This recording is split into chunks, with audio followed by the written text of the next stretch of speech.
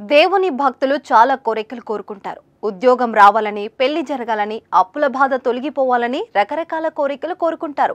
అవి నెరవేరితే హుండీలో కానుకలు సమర్పించి మొక్కులు చెల్లించుకుంటారు. ఇలాంటివి మనం తరచుగా చూస్తుంటాం. కానీ ఓ భక్తుడు కొంచెం డిఫరెంట్. ఏకంగా తన అప్పు దేవుడే తీర్చాలంటూ ఓ లేఖ రాసి హుండీలో వేశాడు. అందులో తన అప్పులు చిట్టా కూడా రాయడం అసలు ట్విస్ట్. స్వామి, నాకు చాలా అప్పులున్నాయి, అవి మీరే ఎలాగైనా తీర్చండి అంటూ లెటర్ రాశాడు. అన్ని రకాల చర్మ సమస్యలకు శాశ్వత పరిష్కారం ఈ శ్రీత 9281458181.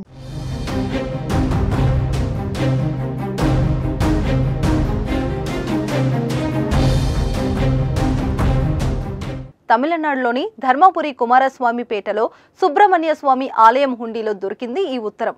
అసలు దాంట్లో ఏముందో ఓసారి చూద్దాం. తమిళనాడులో ధర్మపురి కుమారస్వామి పేటలో సుబ్రహ్మణ్య స్వామి ఆలయాన్ని దేవాదాయ శాఖ నిర్వహిస్తుంది. ప్రతి ఏటా ఈ ఆలయంలో తాయిపూసద్ తీర్థ ఉత్సవాలు ఘనంగా నిర్వహిస్తారు. ఈ ఉత్సవానికి చుట్టుపక్కల ప్రాంతాల నుంచి వేలాదిగా భక్తులు తరలిస్తుంటారు. సుబ్రహ్మణ్య స్వామికి మొక్కుకొని తమ కానుకలు హుండీలో సమర్పించుకుంటారు. ఈ ఏడాది ఫిబ్రవరి 4న తాయిపూసద్ ఉత్సవం జరిగింది. ఈ క్రమంలో దేవాదాయ ఆలయ కార్యనిర్వాహక అధికారులు ఆలయంలోని హుండీ లెక్కింపును చేపట్టారు. ఈ క్రమంలో వారికి ఒక లెటర్ దొరికింది. అది చూసిన అధికారులు ఒక్కసారిగా ఆశ్చర్యానికి గురయ్యారు. ఒక భక్తుడు తాను చేసిన అప్పులను వెంటనే తీర్చేయాలని ధర్మపురి కుమారస్వామిని లెటర్ రాసి కోరుకున్నాడు.